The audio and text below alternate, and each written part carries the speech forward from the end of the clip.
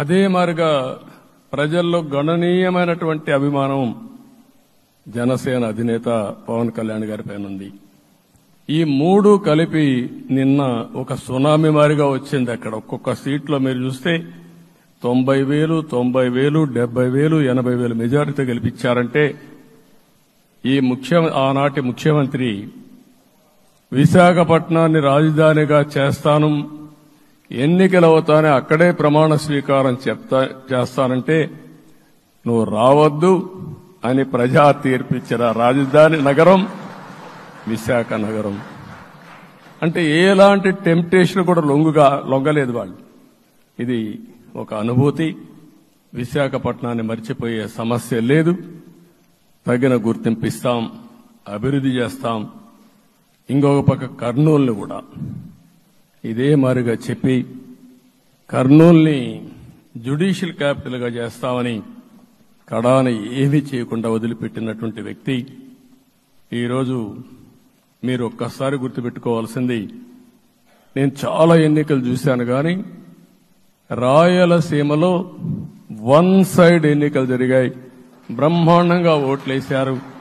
ఓట్లేయడమే కాదు, ఊహించనటువంటి మెజార్టీస్ ఇచ్చారు.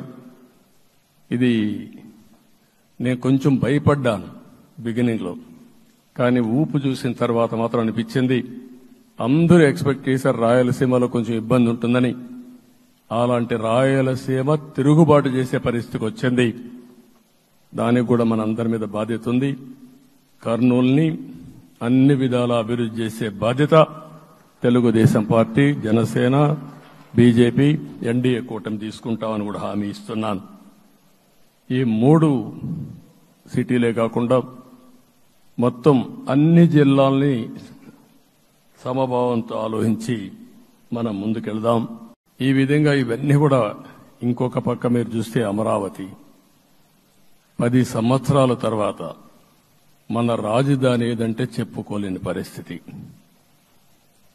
ఇప్పటికి కూడా మనకు గుర్తొచ్చేది ప్రజావేదిక విధ్వంసం. అలాంటి దుర్మార్గమైన కార్యక్రమాలు జరిగాయి. ఇవన్నీ కూడా గుర్తు చేసుకుంటూనే కక్షపూరిత రాజకీయాలు కాకుండా కన్స్ట్రక్టివ్ పాలిటిక్స్ కి మనం ముందుకు పోవాల్సిన అవసరం ఉంది. అందుకే ఈరోజు నేను ఒకటే మీ అందరికీ హామీ ఇస్తున్న, మీ ద్వారా ప్రజలందరికీ, మనది ప్రజాప్రభుత్వం. ఇకపైన మన ప్రభుత్వంలో ప్రజావేదికల కూల్చివేతలుండవు. 3 రాజధానులంటూ రాష్ట్ర భవిష్యత్తు ఆటలాడే పరిస్థితి ఉండదు. మన రాజధాని అమరావతి, అమరావతి రాజధాని.